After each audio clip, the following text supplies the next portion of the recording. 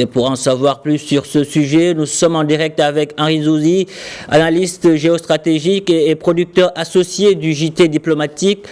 Bonjour Henri Zouzi.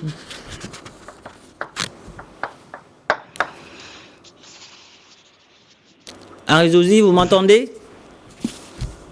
Oui, tout à fait, je vous entends très bien. Alors, dites-nous quel est l'intérêt de cette visite de Florence Parly à l'heure où la France est en brouille avec Bamako sur l'éventualité d'une présence de Wagner au Mali? Bon, c'est un peu, je dirais, logique que la ministre des Armées française se rende dans la région. D'abord parce qu'au mois de juin, cela a été annoncé. La France a décidé de réduire considérablement son l'application, son engagement dans le Sahel, en faisant passer notamment sa force de 5000 à peu plus de 2500 hommes, voire 3000 hommes. C'est un premier élément.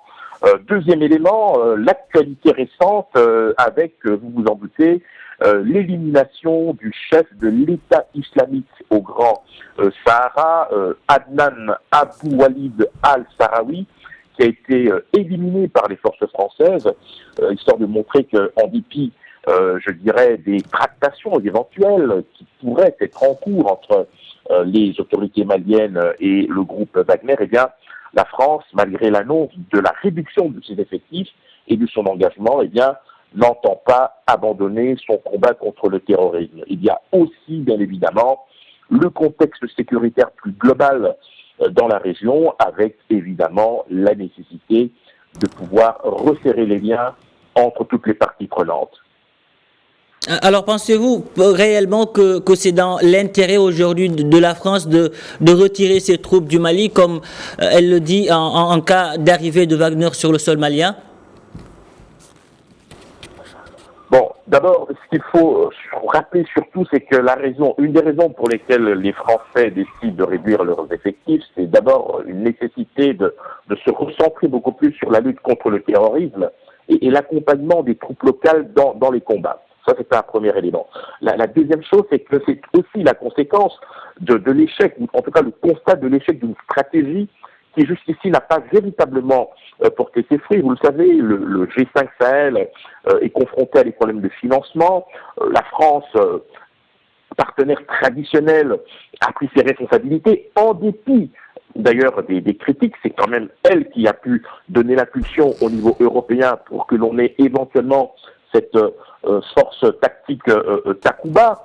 Mais évidemment, tout cela va aujourd'hui être relativisé, on va dire, par une volonté des autorités maliennes, et on ne peut pas leur en faire grief, de pouvoir décider sereinement et en toute souveraineté de quel partenaire stratégique ils souhaitent avoir pour pouvoir mener cette lutte contre le terrorisme et bien évidemment créer les conditions d'une armée malienne en capacité de réagir contre les menaces. Avant Bamako, Florence Parly était au Niger et le président Macron a consulté les chefs d'État de la région sur le sujet. Que peuvent justement jouer les pays de la région sur cette question? Écoutez, c'est toujours la même chose. Lorsque vous avez une force qui prend le leadership dans le cadre d'une lutte plus globale contre la sécurité, contre les groupes djihadistes, en réalité, les chefs d'État qui sont consultés sont simplement informés des intentions de la France, même si, on le voit, il y a eu ces derniers temps des soubresauts. Il faut aujourd'hui qu'il y ait véritablement davantage, de cohérence. Vous évoquez le Mali avec ce groupe Wagner, mais on ne peut pas malheureusement empêcher ces pays de vouloir diversifier leurs partenaires stratégiques à un moment où la plupart des stratégies ont atteint leurs limites. Donc c'est ça qui est aujourd'hui important, au-delà de la France, partenaire traditionnel et historique, qui aujourd'hui voit arriver d'autres pays qui sont en capacité éventuellement d'aider les pays concernés. Il nous dit, parlez-nous de Wagner et de sa présence sur le continent. Est-ce un bon signe pour la sécurité des pays africains? Écoutez, bon, d'abord, il faut revenir aux fondamentaux. Ce groupe Wagner est une société militaire russe, privée d'ailleurs, ayant notamment recours au mercenariat, très active dans la guerre du Donbass et dans la guerre civile syrienne.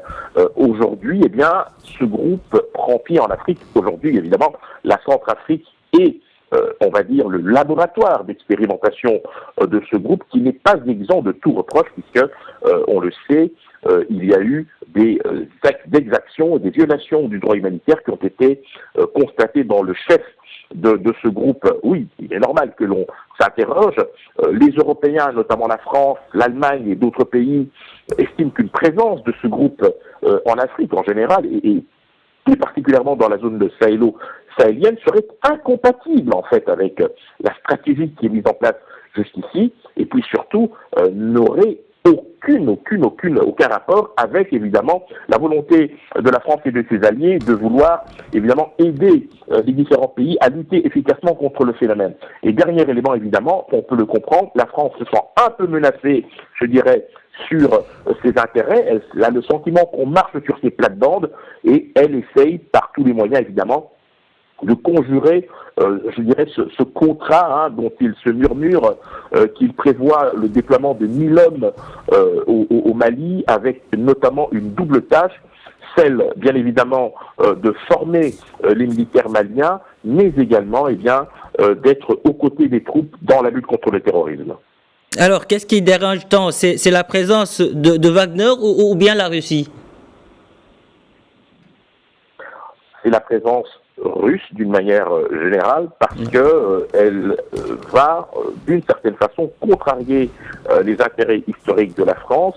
Et si l'on se base sur le plan simplement des principes compte tenu des antécédents du groupe Wagner sur d'autres théâtres d'opération, il y a une crainte que les choses se passent très mal.